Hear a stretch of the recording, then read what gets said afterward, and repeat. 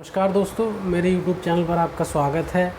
हमने कल वाली वीडियो में देखा था कि जो 29 अगस्त 1947 को प्रारूप समिति का गठन हुआ और उसमें 7 सदस्य थे, ये हमने जाना था। आज हम उन 7 सदस्यों के बारे में जानेंगे और आगे की जो प्रक्रिया है, जो और अन्य समितियां बनाई गई थी उनके बारे में जानेंगे। आज हम संविधान सभा को बिल्कुल समाप्त कर देंगे। उसके बाद हम कुछ ऑब्जेक्टिव सवालों की सीरीज लेके आएंगे आपके लिए, जिससे आपको जो आपने पढ़ा है आपको कितना याद है, उसके साथ साथ आपको उसका अभ्यास भी होता रहेगा। ठीक है, तो चलते हैं हम आज देखते हैं पूरा। 29 अगस्त 1947 को प्रारूप समिति गठित की गई थी, जो कि हमारे जो संवैधानिक सलाहकार थे BN राव, उनके द्वारा ये 29 अगस्त 1947 एक प्रारूप समिति गठित की गई थी। उन्होंने जो प्रारूप तैयार किया था, संवैधानिक सलाहकार जो थे हमारे BN राव के द्वारा ये जो प्रारूप बनाया गया था, उस प्रारूप पर विचार विमर्श करने के लिए एक प्रारूप समिति बनाई गई। इस प्रारूप समिति में 7 सदस्य थे। इस प्रारूप समिति में 7 सदस्य के साथ जो भीमराव अम्बेडकर को इस प्रारूप समिति का अध्यक्ष बनाया गया था। ठीक है, तो 29 अगस्त 1947 को इस प्रारूप समिति का गठन हुआ और इस प्रारूप समिति में 7 सदस्य थे। ठीक है, इस प्रारूप समिति का दूसरा नाम पांडुलेखन समिति भी है। ठीक है, याद रखेंगे, एग्जाम में पूछ लें कि पांडुलेखन समिति है तो उसमें 4 आपको ऑप्शन दे देंगे कि समितियाँ, कई सारी समितियाँ दे देंगे, उसमें 4, तो उस 4 आपको बताना है कि पांडुलेखन समिति को ही हम प्रारूप समिति कहते हैं। तो ये पांडुलेखन समिति का दूसरा नाम है प्रारूप समिति। इस प्रारूप समिति में 7 सदस्यों को रखा गया, जिसमें जिन 7 सदस्यों को रखा गया था उसमें डॉक्टर भीमराव अंबेडकर को इस प्रारूप समिति का अध्यक्ष बनाया गया। इस प्रारूप पर विचार विमर्श करने के लिए इन 7 सदस्यों को इस प्रारूप समिति में रखा गया या सदस्य बनाया गया। ठीक है, तो सबसे पहले जो थे हमारे भीमराव अंबेडकर, इनको बनाया गया था अध्यक्ष, जो कि भीमराव अंबेडकर को हम संविधान का निर्माता कहते हैं या आधुनिक मैन की भी संज्ञा दी गई है भीमराव अंबेडकर को। ठीक है, जो भीमराव अंबेडकर थे, जो भीमराव अंबेडकर का संविधान सभा में कैसे एंट्री होती है, कैसे इनका प्रवेश होता है, इसके पीछे एक छोटी सी कहानी है कि जो भीमराव अंबेडकर थे वो मुंबई से चुनाव लड़ते हैं और हार जाते हैं। फिर वो मुस्लिम लीग की सहायता से बंगाल से चुनाव जीत जाते हैं। ठीक है, पहले मुंबई से खड़े हुए, हार गए, उसके बाद बंगाल, जो कि बंगाल प्रेसिडेंसी हुआ करती थी, वहाँ से खड़े हुए और मुस्लिम लीग की सहायता से वहाँ से जीत जाते हैं। जब भारत का विभाजन हो जाता है तो उस टाइम पे जो बंगाल होता है वो पूर्वी पाकिस्तान में चला जाता है। फिर क्या होता है, डॉक्टर राजेंद्र प्रसाद कहते हैं कि हमें जो डॉक्टर भीमराव अम्बेडकर हैं उनकी बहुत ज़्यादा आवश्यकता है, वो एक संविधान के अच्छे विशेषज्ञ हैं, इसलिए उनको संविधान सभा में लाना चाहिए। फिर मुंबई से पुनः चुनाव कराया जाता है और वो जीत जाते हैं। फिर इस तरीके से उनका जो है संविधान सभा में प्रवेश होता है। फिर तो ये कहानी थी डॉक्टर भीमराव अम्बेडकर की। तो प्रारूप समिति का इनको अध्यक्ष बनाया गया। ठीक है, हमें डेट याद रखनी है, 29 अगस्त 1947 को प्रारूप समिति का गठन हुआ था और जो इसका दूसरा नाम है पांडुलेखन समिति, इसको हम ड्राफ्टिंग कमेटी भी कहते हैं। ठीक है, तो भीमराव अम्बेडकर को इस प्रारूप समिति का अध्यक्ष बनाया गया। ठीक है, इसमें N गोपाल आयंगर जो थे एक सदस्य, वो N गोपाल आयंगर थे। कृष्णा स्वामी अय्यर एक सदस्य थे। KM मुंशी जो कि एक सदस्य थे, ये कांग्रेस से थे। KM मुंशी एक कांग्रेसी सदस्य थे। आपसे पूछ ले कि इस 7 सदस्य में कांग्रेसी कौन से सदस्य थे, तो KM मुंशी एक कांग्रेसी सदस्य थे। ठीक है, सैयद मोहम्मद सादुल्ला एक मुस्लिम लीग से थे। ठीक है, पूछ ले आपसे कि एकमात्र जो इसमें सदस्य थे मुस्लिम लीग से कौन थे, तो आप ऑप्शन में दे रखा होगा सैयद मोहम्मद सादुल्ला, तो आपको टिक कर देना है। ठीक है, तो सैयद मोहम्मद सादुल्ला मुस्लिम लीग से थे। N माधवराव, ठीक है, और TT कृष्णमाचारी, ये भी TT कृष्णमाचारी भी ये कांग्रेस से थे। ठीक है, बाद में N माधवराव की जगह BL मित्र को जोड़ा गया और फिर TT कृष्णमाचारी की जगह DP खेतान को जोड़ा गया, जो DP खेतान एक निर्दलीय पार्टी से थे। ठीक है, ये KM मुंशी कांग्रेस की पार्टी से थे और सैयद मोहम्मद सादुल्ला मुस्लिम लीग से थे। ठीक है, तो याद रखना है आपको, इम्पोर्टेंट है। ठीक है, पूछ लेता है आपसे, मैंने आपको बता दिया। फिर उसके बाद इस जो प्रारूप समिति बनाई गई, जो कि प्रारूप तैयार किया था हमारे जो BN राव के द्वारा, जो संवैधानिक सलाहकार थे, इस प्रारूप पर विचार विमर्श करने के लिए एक प्रारूप समिति बनाई गई थी। ठीक है, हमने प्रारूप समिति के बारे में पढ़ लिया। फिर उसके बाद अन्य समितियाँ बनाई गई थी जिनकी संख्या 60 थी। ठीक है, तो जो अन्य समितियाँ बनाई गई थी उनमें विषय संबंधी समिति रखी गई थी, एक प्रक्रिया समिति रखी गई थी। ठीक है, तो जो विषय संबंधी समिति थी उसमें जो संघ संविधान समिति थी और संघ विषय समिति थी, उसके जो अध्यक्ष थे वो जवाहरलाल नेहरू थे, जो कि हमारे देश के प्रथम प्रधानमंत्री थे और एक सर्वांगीण नेता थे। तो जो जवाहरलाल नेहरू थे, इनको संघ संविधान समिति और संघ विषय समिति का अध्यक्ष बनाया गया। उसके बाद थी प्रांत संविधान समिति और प्रांत विषय समिति। प्रांत संविधान समिति और प्रांत विषय समिति के जो अध्यक्ष बनाए गए थे वो सरदार पटेल को बनाया गया था। ठीक है, जिन्हें हम लौह पुरुष की संज्ञा भी देते हैं। ठीक है, सरदार वल्लभ भाई पटेल। फिर एक समिति बनाई गई मूल अधिकार समिति, जो कि हमारे मौलिक अधिकार थे, उसके अध्यक्ष बनाए गए सरदार पटेल। और एक मूल अधिकार उप समिति बनाई गई जिसके अध्यक्ष थे JB कृपलानी। ठीक है, एक अल्पसंख्यक समिति बनाई गई जिसके अध्यक्ष थे सरदार पटेल। ये जो समितियाँ बनाई गई हैं इनके हमें अध्यक्ष याद रखना है। ठीक है, ये इम्पोर्टेंट है, पूछ लेता है एग्ज़ाम में। ठीक है, पूछा भी गया है। ठीक है, एक प्रारूप समिति और एक जो विषय संबंधी समितियाँ थी, इनके अध्यक्षों को याद रखना है। ठीक है, फिर उसके बाद प्रक्रिया समिति। प्रक्रिया समिति में संचालन समिति के जो अध्यक्ष थे वो डॉक्टर राजेंद्र प्रसाद थे। सर्वोच्च न्यायालय एक समिति बनाई गई। ठीक है, तो उसके जो अध्यक्ष थे वो वरदाचार्य थे। ठीक, एक झंडा समिति बनाई गई और एक झंडा तदर्थ समिति बनाई गई। झंडा समिति के जो अध्यक्ष बनाए गए डॉक्टर राजेंद्र प्रसाद। संचालक समिति के जो अध्यक्ष बनाए गए वो डॉक्टर राजेंद्र प्रसाद। सर्वोच्च न्यायालय समिति के जो अध्यक्ष बनाए गए थे वो वरदाचार्य। और झंडा तदर्थ समिति के जो अध्यक्ष बनाए गए थे वो JB कृपलानी जी को बनाया गया था। ये जो समितियाँ बनाई गई थी, इनके जो अध्यक्ष थे उनके हमें नाम याद रखने हैं क्योंकि बहुत ज़्यादा महत्वपूर्ण है। ठीक है, तो ये याद रखना है। ठीक है, हमें ये भी याद रखना है और इनको भी याद रखना है। ठीक है, ये समितियाँ बनाई गई हैं। और जो हमने प्रारूप समिति पढ़ी है, इनसे 7 सदस्य हैं, तो इसमें इन 7 सदस्यों के नाम याद रखना है। इस प्रारूप समिति के अध्यक्ष जो थे डॉक्टर भीमराव अंबेडकर, उनका नाम याद रखना है। और जो ये सदस्य थे कौन कौन से पार्टी से थे, मैंने आपको ये बता दिया क्योंकि एग्ज़ाम में पूछा गया है। ठीक है, इम्पोर्टेंट है। उसके बाद 26 नवंबर 1949 का समय आता है। 26 नवंबर 1949 को भारत का जो संविधान था वो आंशिक रूप से लागू कर दिया गया। ठीक है, अब जो 26 नवंबर 1949 को जो डेट ली गई उसके पीछे एक कारण था। ठीक है, कारण क्या था मैं आपको बताता हूँ। 4 नवंबर 1948 से 9 नवंबर 1948 को जो प्रथम वाचन हुआ, वाचन क्या थे, वाचन के बारे में बताता हूँ। ये जो संविधान लिखा जा रहा था तो ये 3 वाचन हुए थे। इन संविधान को जो लिखा जा रहा था, संविधान सभा की जो बैठक हुई थी, उन संविधान सभा की बैठक में इन वाचनों को पढ़ा गया था, रीडिंग की गई थी, ताकि जो संविधान लिखा जा रहा है उसमें कोई कमी तो नहीं है या उसमें जो कुछ प्रावधान थे वो गलत तो नहीं है। इस वजह से ये क्या कहते हैं, ये वाचन हुए 3। तो जो पहला वाचन हुआ था वो 4 नवंबर 1948 से 9 नवंबर 1948 तक हुआ। ठीक है, प्रथम वाचन जो कि सबसे छोटा वाचन था, याद रखेंगे। फिर उसके बाद होता है दूसरा वाचन। दूसरा वाचन जो था 15 नवंबर 1948 से 17 अक्टूबर 1949 तक चला। कब तक चला? 15 अक्टूबर 1949 से 17 अक्टूबर 15 नवंबर 1948 से 17 अक्टूबर 1949 तक।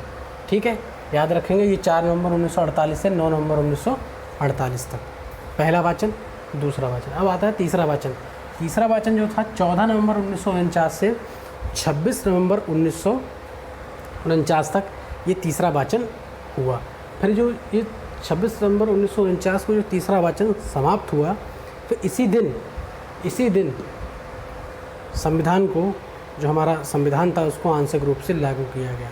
26 नवंबर 1949 को जब जो हमारा संविधान था वो आंशिक रूप से लागू हुआ, इस दिन हमारे 16 अनुच्छेद लागू हुए। कितने अनुच्छेद लागू हुए? 16 अनुच्छेद लागू हुए, याद रखना है। ठीक है, 16 अनुच्छेदों में क्या था कि जो 16 अनुच्छेद लागू हुए और इन अनुच्छेदों का जो उल्लेख था वो अनुच्छेद 394 में था। जो 394 वाला अनुच्छेद था वो भी इसी दिन लागू हुआ था, यानी कि हम कह सकते हैं 15 + 1, यानी कि 15 अनुच्छेद ये और 394। और इस 394 वाले में इन 15 अनुच्छेदों का उल्लेख था। ठीक है, याद रखेंगे। तो टोटल 16 अनुच्छेद लागू हुए थे। ठीक है, और उन 16 अनुच्छेदों का जो उल्लेख था वो 394 में था, क्योंकि 394 भी साथ में लागू हुआ था। ठीक है, और बाकी जो अनुच्छेद थे ये भी लिखा था इसमें कि जो बाकी अनुच्छेद थे वो 26 जनवरी 1950 से लागू होंगे, क्योंकि हमारा जो मूल संविधान था उसमें 395 अनुच्छेद, 22 भाग और 8 अनुसूचियाँ थी। तो इसमें जो लिखा था कि 16 अनुच्छेद लागू हो गए थे 26 नवंबर 1949 को, बाकी जो अनुच्छेद थे वो 26 जनवरी 1950 से लागू हुए। तो ये कारण था 26 नवंबर 1949 को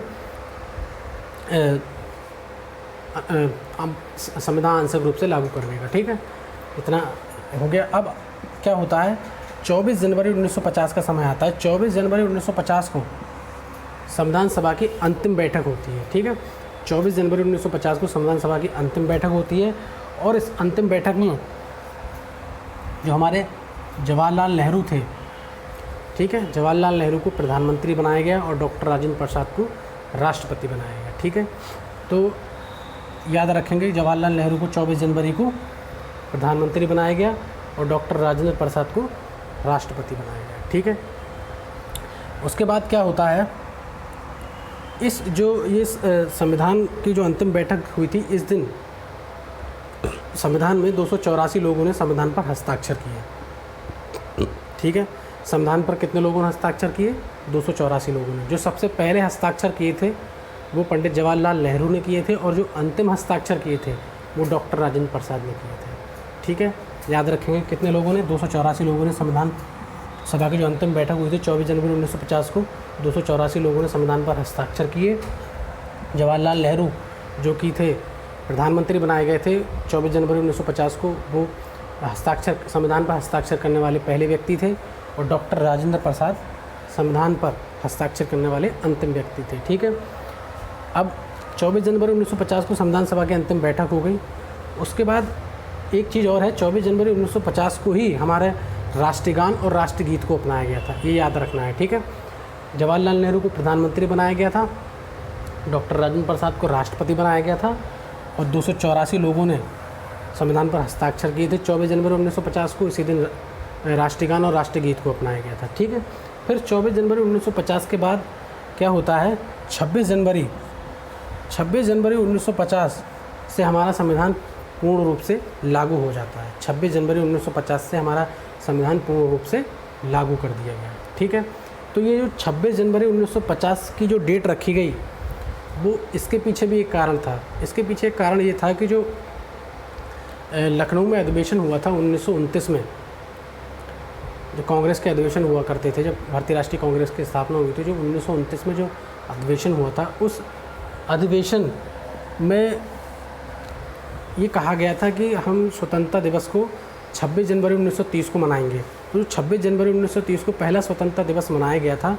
तो ये जो 26 जनवरी की जो डेट थी, इसी 26 जनवरी को हमारा संविधान लागू कर दिया गया। ठीक है, याद रखेंगे, इम्पोर्टेंट है। उसके बाद कुछ फैक्ट देख लेते हैं हम, क्या क्या फैक्ट थे। जो संविधान सभा के अधिवेशन हुए थे, संविधान सभा के जो अधिवेशन हुए थे वो टोटल 12 अधिवेशन हुए थे। कितने हुए थे? 12 अधिवेशन। ठीक है, 11 अधिवेशन प्लस एक 24 जनवरी 1950 को जो काउंट किया जाता है अंतिम अधिवेशन, तो टोटल 12 अधिवेशन हुए। इसको संविधान को बनने में 2 वर्ष 11 माह 18 दिन का समय लगा। कितना? 2 वर्ष 11 माह 18 दिन का समय लगा संविधान को बनने में। ठीक है, इस पर जो खर्चा हुआ था संविधान बनने में, कई सारे खर्चे हुए थे, तो इसमें 63,96,729 रुपये खर्च हुए। ठीक है, 63,96,729 रुपये खर्च हुए संविधान बनने में। ठीक है, एक डेट है 22 जुलाई 1947। 22 जुलाई 1947 को राष्ट्रध्वज को अपनाया गया। ठीक है, राष्ट्रध्वज को कब अपनाया गया? 22 जुलाई 1947 को। ठीक है, राष्ट्रगान राष्ट्रगीत को कब अपनाया गया? 24 जनवरी 1950 को। ठीक है, एक चीज़ मैं आपको और बता देता हूँ कि जो हमारा जो 24 जनवरी 1950 को जो संविधान सभा की अंतिम बैठक हुई थी, ठीक है, इसमें एक चीज़ मैं बता देता हूँ आपको कि 15 अगस्त 1947 में जो हमारा जो संविधान सभा थी उसमें केवल 299 लोग रह गए थे, 299 सदस्य रह गए थे। ठीक है, यहाँ पर 284 लोगों ने हस्ताक्षर किए थे संविधान पर 24 जनवरी 1950 को, और 15 अगस्त 1947 को 299 सदस्य संविधान सभा में रह गए थे, क्योंकि हमारे भारत का जो विभाजन हो गया था, जिस वजह से ये 299 रह गए थे। इसमें जो थे 70 देसी रियासतें थीं, और बाकी का जो बचे, कितने बचे ही हैं, 229 जो थे वो ब्रिटिश प्रांतों से थे, ठीक है, 229 ब्रिटिश प्रांतों से, और 70 देसी रियासतें जो थी, राजा रजवाड़े जो थे वहाँ से थे, ठीक है। तो याद रखेंगे 15 अगस्त 1947 को जो संविधान सभा में 299 सदस्य रह गए थे। 24 जनवरी 1950 को जो अंतिम बैठक हुई थी, वहाँ पे 284 लोगों ने हस्ताक्षर किए थे, ठीक है, इंपॉर्टेंट है डाटा, याद रखेंगे। और बाकी ये जो 12 अधिवेशन हुए थे, ठीक है, जो संविधान को बनने में 2 वर्ष 11 माह 18 दिन का समय लगा, 63,96,729 रुपये खर्च हुए। 22 जुलाई 1947 को हमारे राष्ट्रध्वज को अपनाया गया था। अब जो हमने इतना जो देखा, इसके बाद क्या होता है कि जो हमारा नवंबर 1947 से जो हमारी जो संविधान सभा थी, नवंबर 1947 से, ठीक है, 2 कार्य कर रही थी, एक संविधान निर्माण, दूसरा एक संसद के रूप में कार्य कर रही थी, ठीक है। तो जो संसद के रूप में जब संविधान सभा कार्य करती थी, तो उसकी जो अध्यक्षता करते थे वो जीवी मावलांकर करते थे, और जो संविधान निर्माण का जो कार्य हो रहा था उसकी जो अध्यक्षता करते थे वो डॉक्टर राजेंद्र प्रसाद करते थे। ये 2 शिफ्ट में होती थी। पहले जो होती थी उसमें डॉक्टर राजेंद्र प्रसाद संविधान निर्माण का कार्य करते थे, और दूसरी जो शिफ्ट होती थी उसमें जीवी मावलांकर साहब संसद के रूप में उसकी अध्यक्षता करते थे, क्योंकि जो लोकसभा के पहले अध्यक्ष बने थे वो भी जीवी मावलांकर ही बनाए गए थे।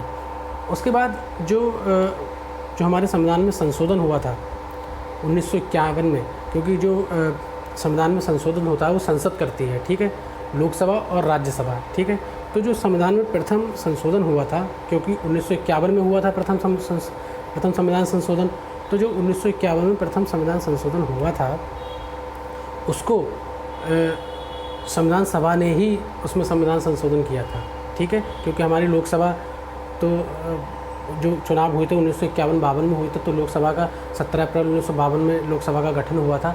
तो इस वजह से जो आप याद रखेंगे कि 1951 में जो प्रथम संविधान संशोधन किया था वो संविधान सभा ने ही संसद के रूप में किया था, ठीक है। और जो हमारा जो 15 अगस्त 1947 से और 26 जनवरी 1950 तक जो कार्य चला था हमारा जो संविधान सभा में, वो 1935 एक्ट के जो कानून थे उसके अंतर्गत चलाया गया था, ठीक है। तो ये सब चीज़ें थी आज संविधान सभा में जो हमने पढ़ी, देखी, जानी, ठीक है। इसके जो कुछ अगर फैक्ट रह गए तो मैं इसके जो ऑब्जेक्टिव सवाल कराऊंगा, मैं आपको ऑब्जेक्टिव क्वेश्चंस जो कराऊंगा मैं आपको, उस सीरीज़ में जो भी फैक्ट रह गए वो आपकी पूरी कर दूंगा मैं, ठीक है। आपका एक भी सवाल परीक्षा में नहीं अटकेगा, ठीक है। वो जो क्वेश्चंस कराएंगे हम उनके साथ आपके और डाउट्स जो हैं क्लियर होते चले जाएंगे, ठीक है। तो आज का हम ये जो संविधान सभा भाग 3 था हम समाप्त करते हैं। हमारा संविधान जो था पूरा कंप्लीट हो गया। कैसे हमने देखा संविधान का निर्माण हुआ, कैसे संविधान में समितियाँ बनाई गई, कैसे कैबिनेट मिशन आया भारत, ये सब हमने देखा।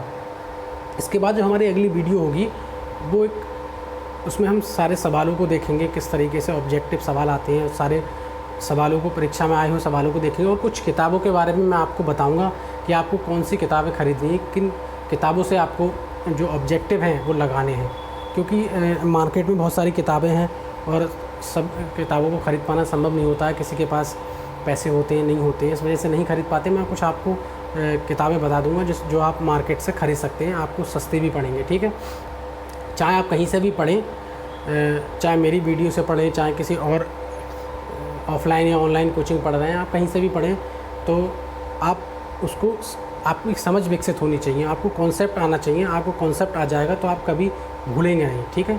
तो ये समाप्त करने के साथ साथ मैं आपको कुछ एक बहुत अच्छा सा गाना सुना देता हूँ, और अगर अच्छा लगे तो आप मेरी वीडियो को शेयर ज़रूर कीजिए, ज़्यादा से ज़्यादा शेयर कीजिए, सब्सक्राइब कर लीजिए मेरे चैनल को, ठीक है। ये बार बार नहीं कहूँगा मैं, सब्सक्राइब के लिए और शेयर के लिए, क्योंकि आप वीडियो देख रहे हैं। अगर आपको पसंद आई तो लाइक भी कर दीजिए, डिसलाइक भी कर दीजिए अगर नहीं पसंद आई तो, ठीक है। अगर डिसलाइक करें तो आप कमी बताइए क्या है, ठीक है। तो सब्सक्राइब कर लीजिए मेरे चैनल को, और मेरे चैनल को जो वीडियो को शेयर कर दीजिए, ठीक है। तो मैं आपको गाना सुना देता हूँ। गाना इस तरीके से है कुछ। दिल का दरिया बह ही गया, इश्क इबादत बन ही गया, खुद को मुझे तू सौंप दे, तेरी ज़रूरत मैं बन गया, बात दिल की नजरों ने की, सच कह रहा तेरी कसम। अगर गाना अच्छा लगा और वीडियो अच्छी लगी, मैंने जो पढ़ाया है वो अच्छा लगा, तो आप मेरे चैनल को सब्सक्राइब कर लीजिए, मेरे वीडियो को शेयर कर दीजिए, और कमेंट में अगर कोई डाउट है तो आप लिख के मुझे भेजिए। अगर कोई डाउट होगा तो मैं जो सवालों की, जो ऑब्जेक्टिव सवालों की जो वीडियो लेकर आऊँगा, आपके डाउट क्लियर करूँगा, ठीक है। तब तक के लिए नमस्कार।